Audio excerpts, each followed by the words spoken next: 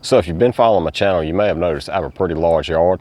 This lot is about 6.5 acres, with 5.5 of that being cleared. And I'm starting to get a lot of outdoor gadgets that need Wi-Fi to operate properly, like my irrigation timer, and I've recently bought an outdoor camera system that uses Wi-Fi to communicate with the main base. Of course, I have Wi-Fi in my house. Then I have a wireless bridge that transmits that signal to my shop and to an indoor access point. Watch that video after you watch this one. But with my yard being so large, I really can't rely on those indoor access points to transmit signal all over my yard, especially with my shop being a metal building, and that really messes with the signal. Where that brings me to Wavlink and the outdoor access point. These are completely weatherproof units. It actually has an O-ring around the cover that goes to the land ports, which is going to prevent any water from penetrating. You can set them up as repeaters or as outdoor access points.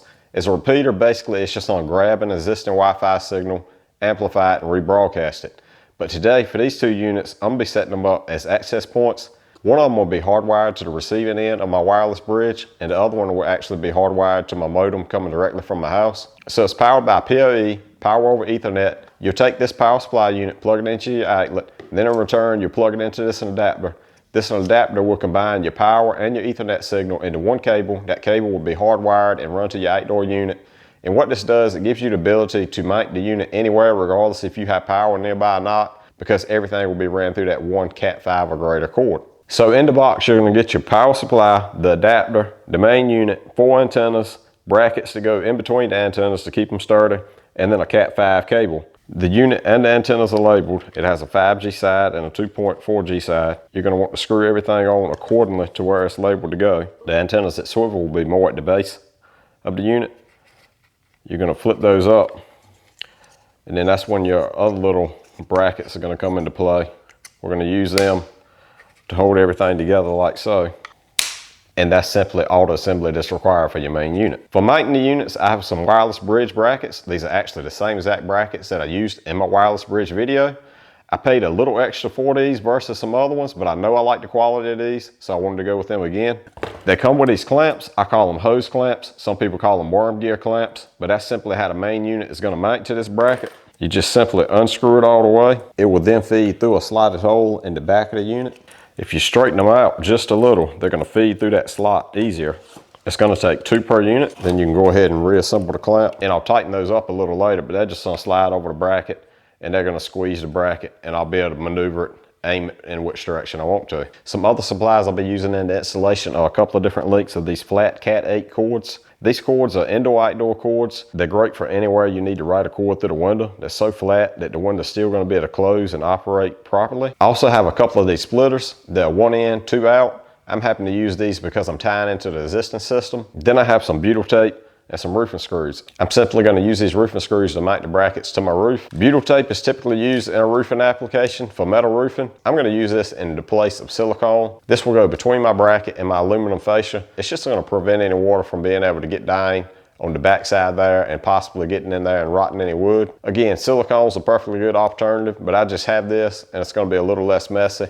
I'm only going to put the tape on the sides and the top. That way, if any water ever does get back there, it has a way to escape through the bottom. And with that said, we're ready to get started on the install. For the install, I use a level to get a straight and plumb line. Then I attach the mounting bracket by 4 roofing screws. Next, I put the 90-degree bar on. You want these wing nuts tighter than finger tight. I actually use a pair of pliers. Just be careful not to strip the threads. Then the Wavlink unit just slips right over, and I snug the hose clamps. There's a rubber grommet inside of the land port cover. This is to help keep water out, and it has holes already knocked out.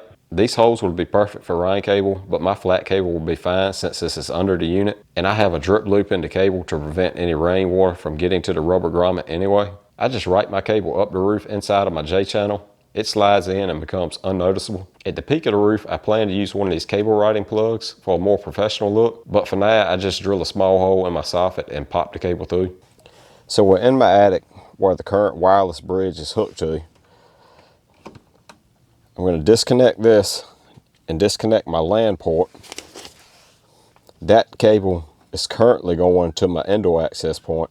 I'm going to plug this short Cat 5 cable that came with the Wavlink access point into that port, and in return that will connect to the single port on my 2-way splitter. Then the cable to the indoor access point will go in one of the outs. Another short cable will be plugged into the second outlet coming out. That's going to be plugged into the LAN data in port of this PoE adapter.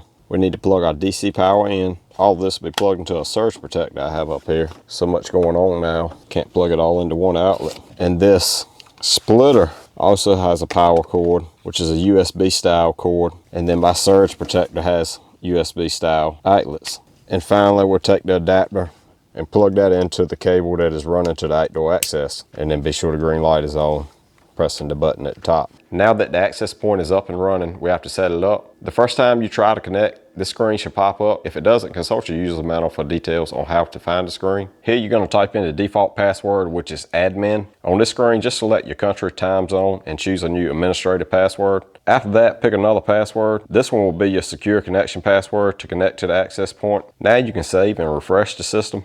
When you log back in, your screen should look like this, and if all went smooth, you will have internet access, and it's just that simple. So with everything installed and set up, now I want to test the signal at different distances. I'm standing directly under the access point right now. I've got fast.com on my phone, so we can pull up and see how many megabytes we're getting per second. Now for reference, I actually have very slow internet. My internet is through a cellular provider. So let's not get so caught up on what the actual megabytes per second are. We just want to see how much the signal degrades as I step out further and further away from the access point. This access point is actually rated to handle up to about 1,000 megabytes per second. So right now, directly under it, it's saying I'm getting 18 megabytes per second. I've actually seen 21 and 23, so I'm not sure how accurate fast.com is, but we're still gonna step out and see what we can come up with. So at 100 feet out, it's saying now I have 23 megabytes per second. That's kind of odd. But also keep in mind, this is the only access point I'm currently running. I have the other one unplugged because I wanted to get as honest reading as I possibly can, just read directly off of this one. Let's step out a little further. At 200 feet out, we're now down to 13 megabytes per second, but let's keep moving.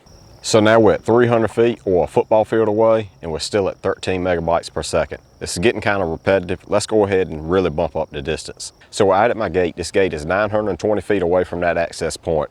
Now I have a clear line of sight to that access point. There's nothing obstructing it, no trees, anything in the way. I do have Wi-Fi signal here, but it actually keeps kicking on and off back to my mobile data. But I was able to get a quick reading before it kicked back off, and I actually have 1.8 megabytes per second out here. I know that's not a lot, but it's still pretty impressive to be this far away. Like I said, we're over 3 football fields away from that access point.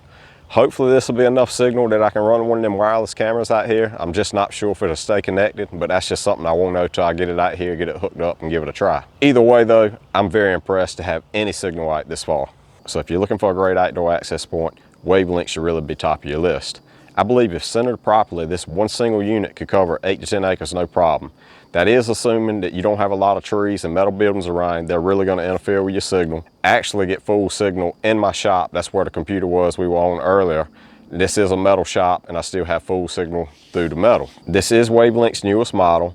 To my knowledge, you can only currently get it in camo. That is my only complaint. I would rather have it in white, but it is a small price to pay for as quality of a product it is. I'm not gonna lose sleep over it. I'll get over it being camo. If you're interested in trying this product out, you can find it linked below along with a few other items I used in this video. Don't forget to like and subscribe, and I'll see you in the next one.